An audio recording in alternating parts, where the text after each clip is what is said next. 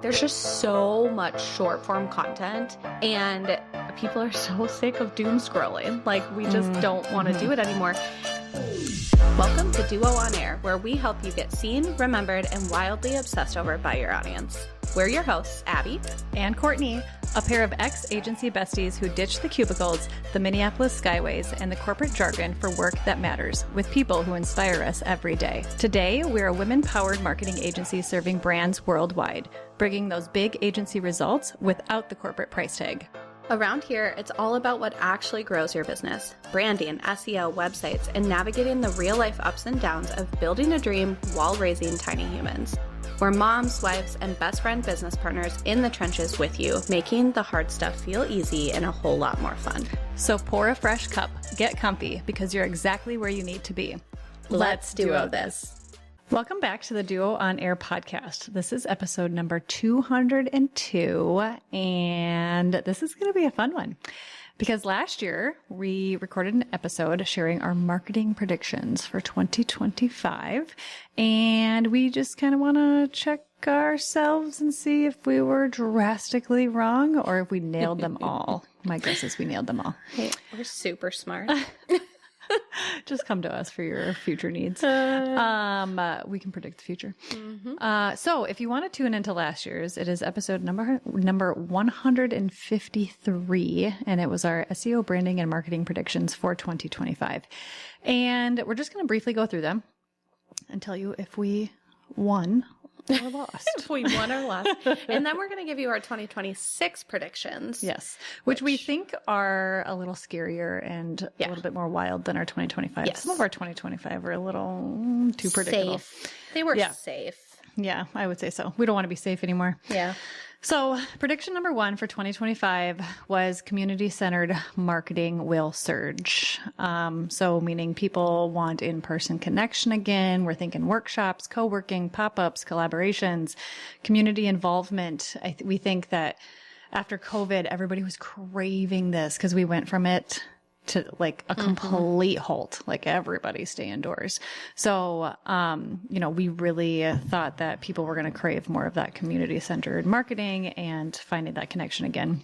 Isn't it crazy that COVID still feels so relevant, but it was almost 6 years ago. Yeah, but it still does feel relevant. It is very I feel crazy. like that, like stuck indoors or like, the digital space, just like it grew so much that it's almost like sometimes we don't know how to get out of it. I mean, even to this day, it's somewhat of a struggle. Yeah. I feel like.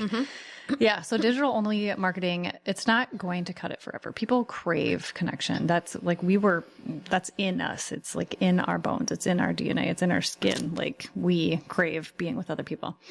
So we were right. Ding, ding, ding. We won that one. People are going to be like, wow, you guys are so vain. Local workshops. So we hosted a couple of sip and strategize workshops, and these were very well received. People took so much from it. People felt so much stronger in their brand strategy, the clarity of their brand. They came out feeling way more confident. We were able to, meet some awesome people, get some incredible clients from it.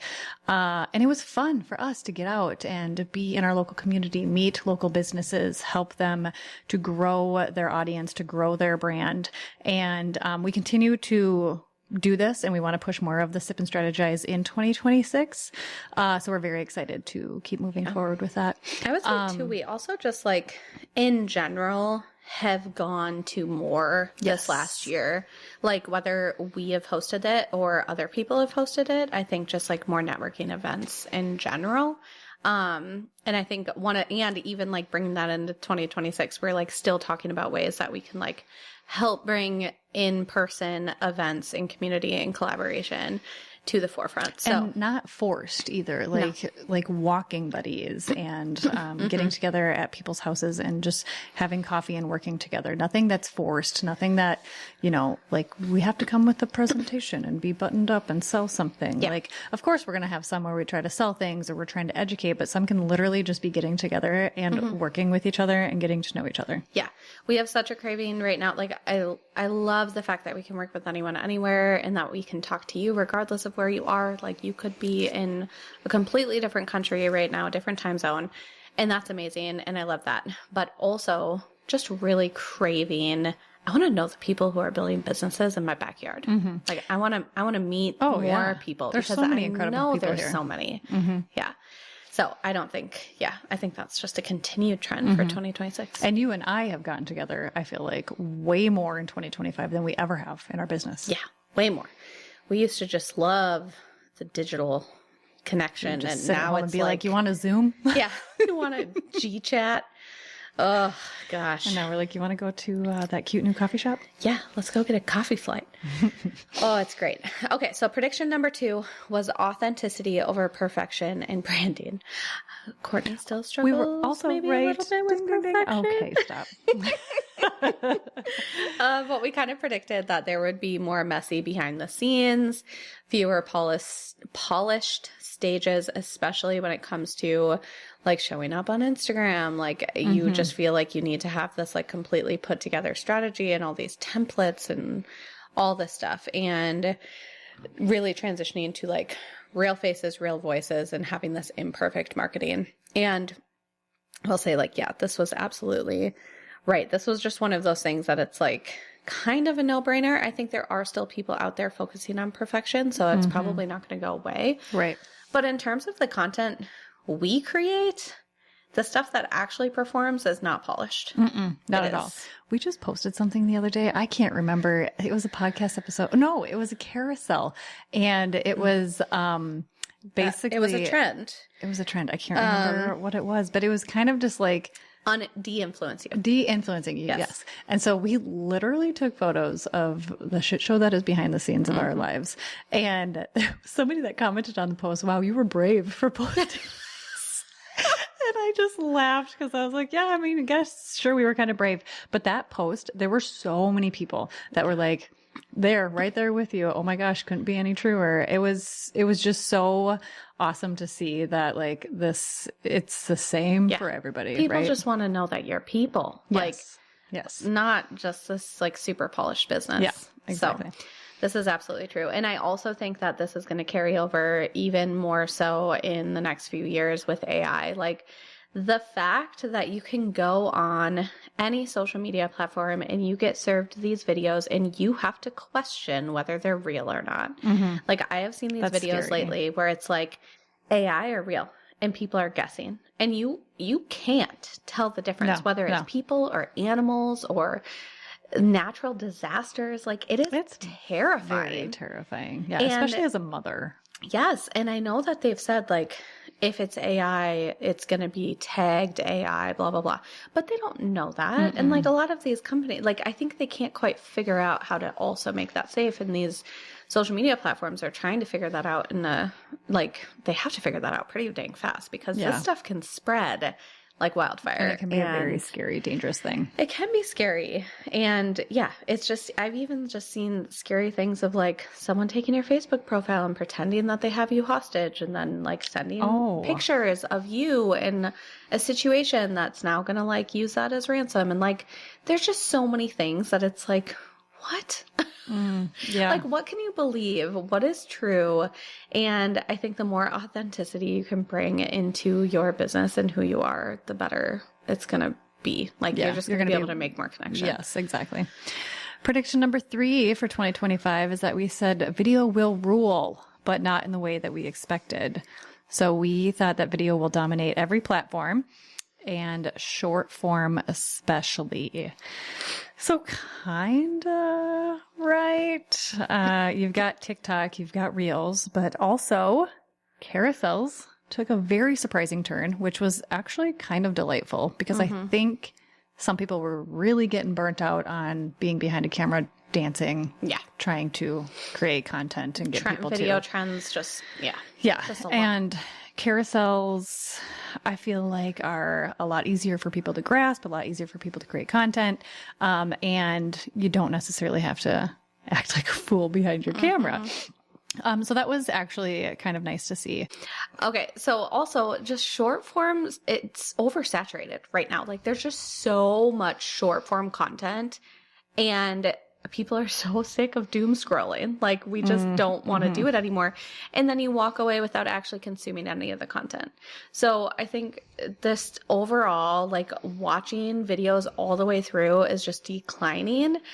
And I think it's just I don't know, just short form video, I just don't really see as probably being super successful. It's just more like entertainment. It is. It's not educational whatsoever. You don't take anything from it. Yeah. It's kind of just brainwash. Yeah. Almost. Which I think might be totally fine if, you're a mom talker or you're an influencer or like, yeah, short form content can probably still work. But in terms of like businesses who are selling products or services, short form doesn't really necessarily, I feel like it didn't really grow in the way we expected it to last year. Yeah, it's almost like a form of entertainment, and we are not entertainers. We're here to educate and serve. Yeah. And short form doesn't do that very well. Yeah, 1,000%. Brands win with personality over trends, like through and through. We have noticed that our non-educational content always performs better. So, talking about just the personality of our brand, or talking about brands that we've worked for, and showcasing them on Instagram, and kind of talking about that behind the scenes process, or showing it before and after.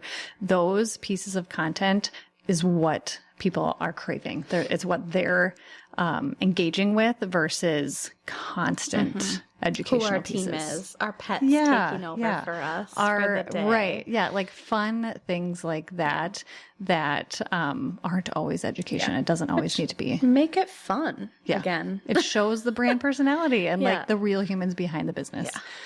And YouTube is definitely still dominating. And I think this is a space that we're trying to get better at. And it could be a missed opportunity for a lot of people, because I think a lot of people are so focused on Instagram or TikTok that they forget that YouTube is a huge opportunity for video. I think education, there are areas and ways to educate, and short form video is not it. Like, people don't want short form education. If you are going to focus on educating, that is where YouTube can be a really, really great place for you. And it also shows up so well online and can be combined with blogging too. Which is great. Yes. So prediction number 4 was that SEO and high quality content will matter more than ever. This was one of those things where I was like, yeah, played it real safe here, Abby. Like, duh. Of course we were right. We were like, we have to make some that are for sure going to be true. Yeah, right. But we predicted Google would crack down on low effort content, that so expertise, experience, authority, and trust would rise in importance. Blogging, you needed to have a stronger strategy. These were all things that we predicted. And I would say, I mean, especially if we didn't know this before, like Google cracking down on low effort content, that was huge last year. There were so many big dips overall in algorithm updates that affected businesses with low quality content. So I think that was definitely something that we saw. EAT is hugely important when it comes to AI right now, and even more so than just the normal Google rankings. You have to have that expertise, that authority, that trust. And if you don't have that, you're not going to show up on these tools. So it's not that it's just important for SEO, but it's important overall. And, blogging, yeah, you need a strategy. Like, you can no longer, so one of the things that really shifted this last year is that you can no longer blog just a straight up yes, no, or definition question. What is domain authority? What is SEO? How to bake a cake? Like, I don't know, things like that. You can't ask these straightforward questions that used to drive a bunch of traffic, because now people get the answers right there on a search page and they're not clicking through anymore. So you have to create content that people actually want to click on. Like, here's how I write SEO titles and meta descriptions for creative businesses. You can't get that answer on an AI overview. You want to see examples. You want to see the detail written in the copy.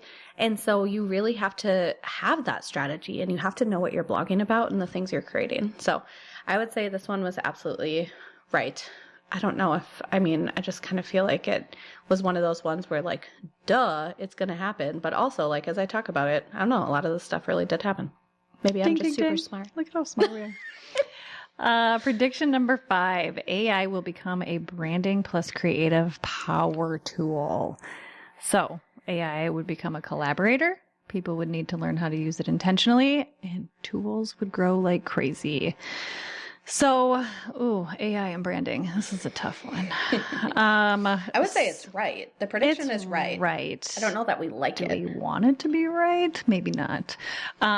It is right, but I think, if we were to give our expertise or our thoughts on it, is that we have seen examples out there where people have been using AI for branding far too in depth, like too much. They're using the tool too much for branding, and it kind of takes the creative process and uniqueness of your creative abilities out of it. So we use AI for branding, absolutely, but we use it for brainstorming, for coming up with elaborating on like creative vision that's already been thought of, you know, like not coming up with creative vision. It's like the direction has already been set, the tone has already been defined, but what are other ways that we can think of this, or what are things that we can add to this brand that are going to make it even stronger? But then giving AI that visual reference of what we've already created, so it's not AI has been brought into it after we've started that creative process. It is not a starting point for us at all for branding. And I think sometimes people might be going to these tools right away and creating a full brand based on kind of what AI is thinking. And that is sad to me because that takes the whole creative process out of it, and you aren't utilizing your creative abilities the way that you used to. And I get that AI is a tool to help us be quicker, but that doesn't necessarily mean it's going to be better. And I would say that is so strong for branding. Yeah. I do think there's a lot of people out there that are using AI in a way that is saving time, which I agree. Yes. Like sometimes we do need that, but sometimes it's saving time in all the wrong ways. Yes. Like you don't want it to take that creativity away from your brain, because that is what truly makes you the creative that you are. And if you're like leaning on a robot to do that, you're losing a ton of that creative process. If you're a brand designer that is leaning on AI to solve the ability of you being able to hire a junior brand designer, I think that's a poor use of AI. Yes, I agree. I would much rather you make that hire and use AI as your intern. Like AI is your intern, not your junior designer. Yes, exactly. People still matter. And I think we'll probably see more of that in 2026. Like I think we'll be able to tell AI generated brands from actually a brand designer designing a brand. Oh, 1,000%.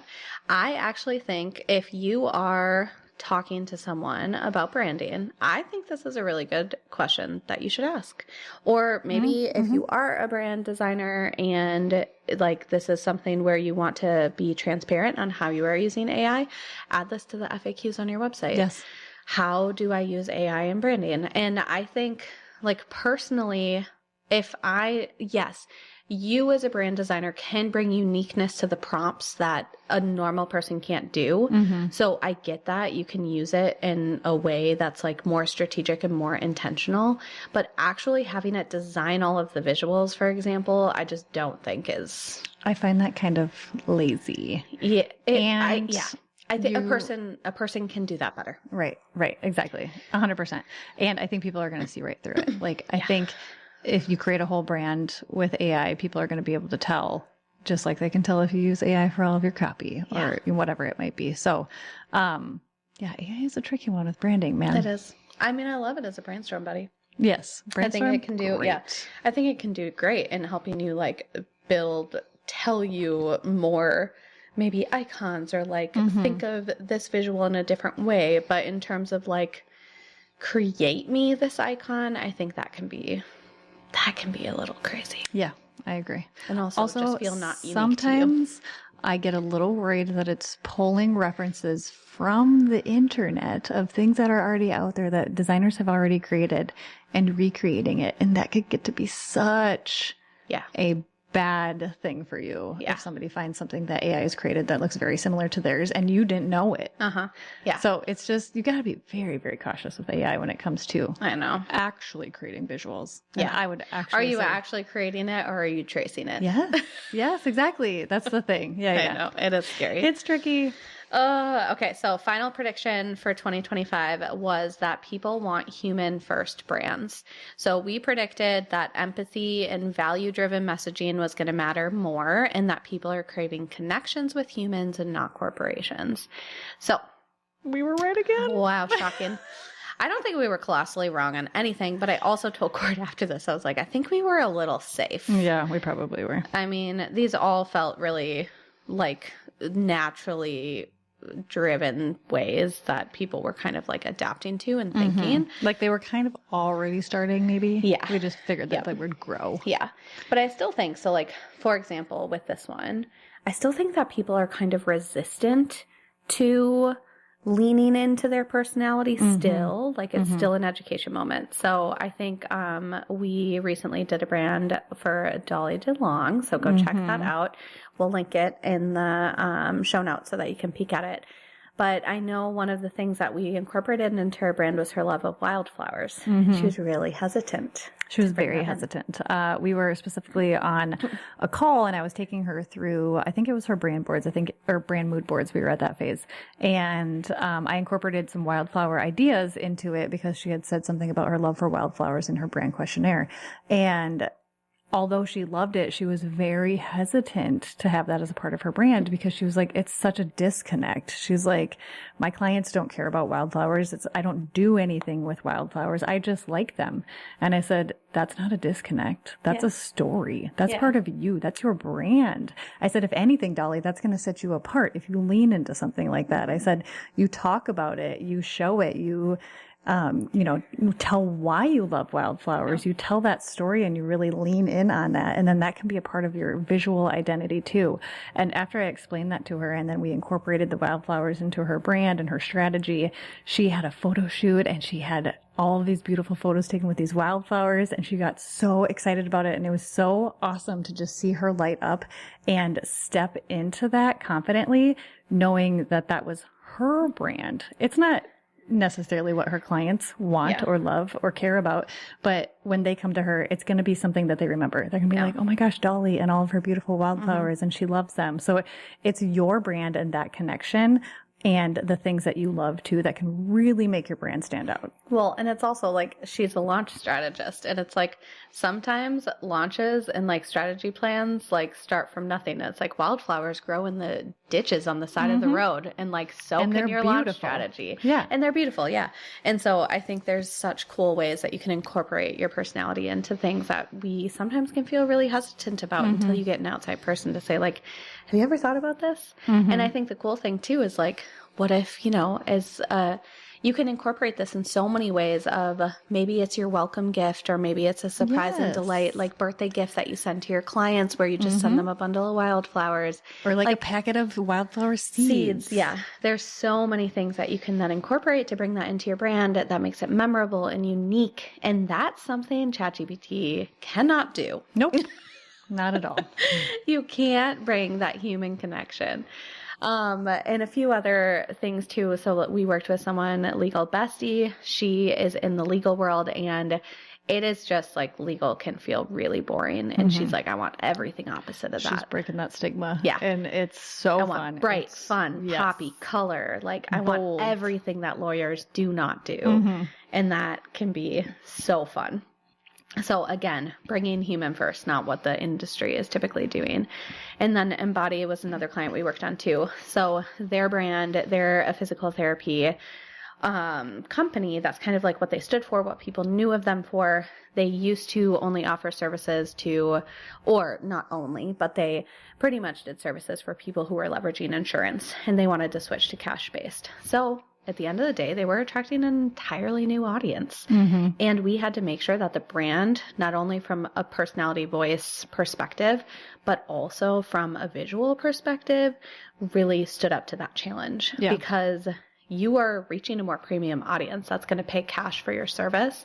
And so your brand has to look premium as well. Yeah. Their That's glow important. up was one of my favorites. It is. For sure. We'll link all of these because these were examples from 2025 where we truly saw these human first brands come to life and kind of break norms of the industry. And I don't think this is going anywhere anytime soon. No. So Those were 2025. So we basically got them all right, but that's because we were way too safe. And we're so smart. Yes. Just kidding. So for 2026, what do we predict? This is the unhinged version. Yeah. Because we want to get some wrong. It's maybe. okay. I know. I want to see if we're wrong on anything. I'm so excited about this first one. Because it's controversial. Probably. Number 1, no one will use the Pantone color of the year because it's dumb. I am so sorry, you guys. But white? Are we kidding right now? It's Cloud Dancer, Court. No, it's white. It's literally white. When I saw this, I was so let down, and I really kind of want to reach out to Pantone personally. I think a lot of people are going to be really bummed about this. I don't. Yeah. It's like the sad beige. They did Pantone. do gray one year, which just, also is just like, I don't get it. I think people are craving color more now than ever. Color, saturation, contrast, vibrancy. Who gave Pantone this authority? I want to know who actually was like the one who's like, let's do white. And somebody's like, genius. Yeah. I really do think that, seriously, 2026 people want color. People want saturation. People want strong contrast. I think we are in a phase in the world where things are just kind of dreary and sad, and white does not help that. I am so sorry. Color helps that. Like, vibrancy helps that. Saturation helps that. Color is movement, and white is just so flat. Yeah. So I think we're going to see maximum color palettes. This is something that we've actually been doing with a lot of the brands that we've been working on lately, is adding way more color to their color palettes. Not because we want them to be like rainbow bright and use all of them all of the time super loud, but it gives them opportunities to use multiple different colors for multiple different reasons. And we have a color theory behind it. We don't just choose colors because we think we're pretty. We choose them strategically for the brand that they are building.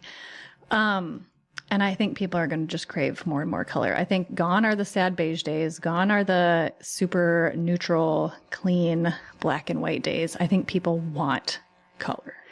Okay, you want the AI overview of what white color psychology is? Yes.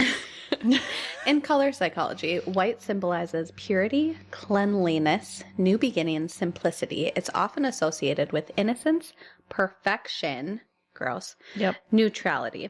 It can also feel cold, sterile, and stark. And that's what I feel like it seems like. Like the world is kind of cold, sterile, and stark right now. Yeah. And that is not what we need. This needed to be pink. It needed to be orange. It needed to be yellow. It needed to be something. Pink, orange, and blue like a brand. But I do, so it says, it represents a blank slate for creativity. So if you really want to spin it, sure, start with white, but you're always adding more. You're not ending with white. Like, whatever. It is what it is. I think Pantone's got it wrong. Yeah, I don't think anyone will use it. And even if they do use it, no one will notice. It's going to be a complete joke. So it doesn't matter. Okay, number 2 is that I think Atlas has an uphill battle, but I think more people will adopt it. But honestly, I don't know. So if you don't know what what Atlas is ChatGPT's newest browser. So it's a competitor to Chrome. It's not replacing the internet. Like, I don't want people to think like Atlas is a new ChatGPT. It's not. It's just a browser. So the cool thing is that you can browse within the platform. So, but as you're browsing, so like pretend you're in Chrome and then all of a sudden ChatGPT is in your right-hand side panel. So you are in 2 places at once, essentially. You are Googling while writing. Or you can also be like in your project management tool. So say you're in Asana and ChatGPT is to the right and you can say, hey, build me a timeline for this project. Or say you're in your CRM tool and you need help outlining or updating a contract. And so ChatGPT is in your right side panel without having to constantly toggle between 2 tabs. So I think it's going to be an uphill battle.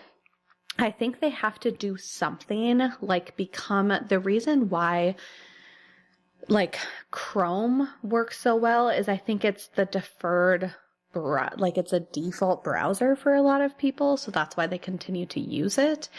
You have to get people to switch their default browser from Chrome to Atlas, and that's not an easy transition. I like using Atlas, and I never remember to use it.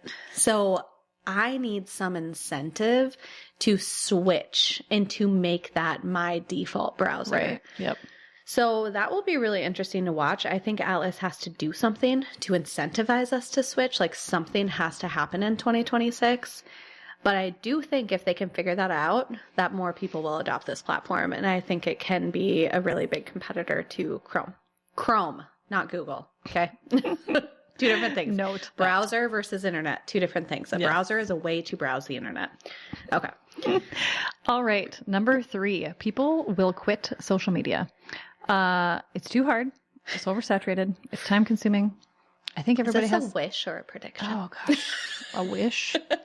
Oh my gosh. Abby mentioned this one before we did it. And I was like, man, that's been on my wish list for years. It's like a love-hate thing. It really is, I think, for a lot of people. But I think a lot of people are just over it. It's a hard game you can't win it. You can't win it. It's like not a game you can win. You don't own it. You don't own any social media. Your email, however, you own. Your podcast, you own. The things that you put on YouTube, you own. I mean, if they took it down, you still have those videos. You can put them on your website. Yeah. So I think people are going to start looking into other ways to market their business. And I think people are going to give less shits, excuse my language, about social media. Social media might just be a fun place again. I don't think people are going to keep using it for their marketing for the long term because it's too much. I have a prediction within this prediction. I think Reddit is going to become a really big social platform in 2026. I do too. For creative businesses and entrepreneurs. Yeah. And I think it's something that we want to try to dabble in 2026. So more to come on that. Yeah. And we're also trying to lean into LinkedIn a little bit more than we have in the past too. So we'll give you an update there. Yeah. But I think people are over the Facebooks, the TikToks, the Instagrams. Yeah. Like I think that's going to start to die. Yeah. Well, and I think like Reddit is conversation based. Yes. It's just real people having conversations. Sure, there's crazy unhinged stuff out there, but also that's what's entertaining about it. You don't have to create videos and images and a bunch of crap to go along with it. You can just talk. Yes. Which is so nice, which I think is also like one of the things people really love about Threads. But I don't think Threads is going to do any more than what it's already done. I think Threads has hit its limit. Yeah. So I would say for our prediction within this one is that Threads will slowly die and Reddit will take over. Yep. That's it. Yeah. Yeah. I like that one. Okay. Number 4, forget traditional backlinks in 2026. Receipts are going to win. So I don't want you to tell me that you're credible. I want you to prove it. I want there to be screenshots and case studies and analytics and people talking about you on Reddit and reviews. And I think that the internet is going to want this. And so things like you seeking a tag in a publication that no one's going to read anyways. Like, for example, we're on it. Like there's a Medium article of us. I don't think anyone reads that, nor does it come up on social media. No. Not social media, sorry, search engines. I think things like that, like, yes, that's a backlink, but is it actually going to do anything for us? No. So there needs to be links in ways that people are talking about you online without like that old traditional format of like online interviews and things like that. I think it's more conversations. And again, Reddit is indexing freaking everywhere online. So that could be the backlink that you're missing. I am on Reddit more now than I ever have been. Yeah. Just organically. Not I don't even like go there, but I Google something and I always get Reddit searches. And so I click on those or Reddit links and I'm like, and then I find myself deep in Reddit. Yeah. Sometimes I prefer to go there. Yeah. I choose that on Google over everything else. Yeah. So it's not only like Reddit's a social platform, but but also a search platform that you can show up on Google, and it's a lot less work because you just get to have a fun conversation. And you don't have any visuals or anything. You don't have to dance. It's great.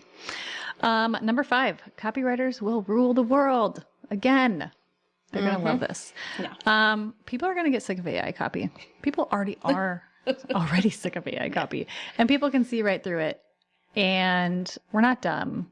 Like if you have 2 M dashes, AI, Yeah. R.I.P. M dash. Yeah. But, I love the M dash. oh no, well, AI ruined it.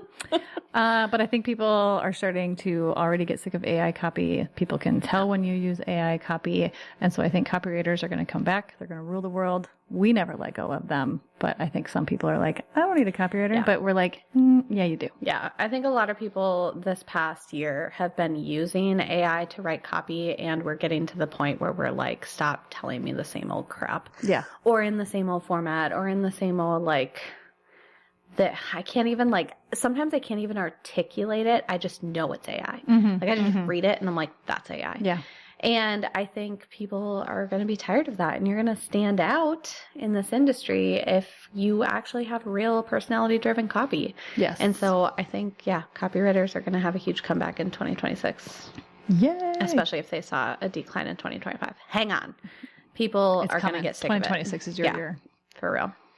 Number 6, ChatGPT referrals are going to grow.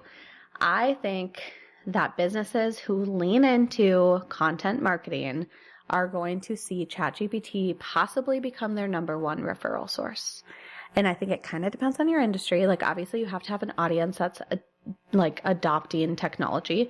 If you work with like the elderly industry, I don't think that's going to be the case.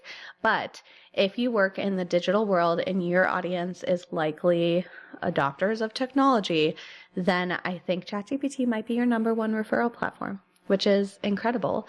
And also I see that as a SEO thing too. No longer are we looking at just organic search and Google Analytics as a traffic driver. We're looking at referrals too, because that's where ChatGPT is hidden. And I think in 2026, this is going to be your first or second referral if you really focus on your SEO. Exciting. I know. Number 7. This is kind of a wah one, but hear us out, okay? We think that 2026 could be a harder year for small businesses. And we think it's because what you are doing now probably isn't going to work much longer or anymore for some of the reasons that we listed above. We can't rely on Instagram. We can't rely on paid ad strategies to build our business and to bring in more clients. If people are quitting things like social, or if you only focus on paid ad strategies and don't have a strong organic foundation, these things could hurt you really, really bad, because you're not putting your marketing efforts where you need to, and you're not showing up where you need to, and you're putting too much into things that aren't reliable. We also think that real connections are going to be stronger more than they ever have been. So in real life opportunities, getting together at local communities and doing things like we said, like our sip and strategize, or just getting together and networking with people, and working and having coffee shop works together. I think that the digital world is shifting, and people don't want to always just be behind a screen or learning via Zoom or whatever that might be. Yeah. And focusing on credibility, like we mentioned above, it is so important to show that you are the expert in those multiple ways that we listed up above, and showing that you actually have that credibility, not even just from an SEO perspective, but people are going to lean into that because they want to see that you are the expert and you need to prove it to them. So basically, this means you need to sell differently, unfortunately, and that might seem scary and that might feel uncomfortable, but people need to understand why they need you when money feels super tight, because they are making very important decisions based off of a potential small budget that they have to work within. So you really need to prove to them why you're the expert and why they need to choose you and what they're going to get from working with you. Yeah. It's not just I offer SEO, I offer websites, I offer branding. Like, what is, if I go through you for SEO, what is that going to do for me? Yeah. What am I going to get in return? And it's like, I need why do you need SEO? Like, Right. why is it important today? Why do you need a strong brand today? Why is it important? Like, it can't just be, look at this brand. It's really pretty. You should go with us through branding. It is so much more than that. And we need to sell why, like the why behind the pretty visuals, or the why behind the strategy, or the why behind SEO. And so you really need to explain that to people and prove it. you need to focus on the why and then also have the credibility to back it up. Yes. And I think that, like, if, for example, Instagram has always been your number one driver, and maybe this last quarter for you has felt hard. Like maybe it's really hard to make connection and make reach. It's because I think people are creating that community and connection elsewhere. I don't know that Instagram is that place anymore. No. Like it's not what it used to be. And I feel like that's where the shift needs to come. So I don't want this prediction to like scare you into like, it's going to be a really hard year, buckle down. Like I think it can be a really, really great year for a lot of people. But I think if you are stuck in the, I'm going to keep doing what I've always been doing. And if you're already noticing a little decline in maybe inquiries or revenue or whatever it may be, then I think this year could be really hard if you just stick to that. Like, I think we need to adapt and change. Yes. And you have to focus on something else and you have to shift your marketing strategy. And I think that's going to be really important for 2026. So I hope that this can be a spin of like, this is going to be a really hard year if you do the same old same, or this can be a really freaking great year if you lean in and try something new. Yes. So these are our predictions. Unhinged. I don't know that they're that unhinged, but They're more unhinged than 2025. They are.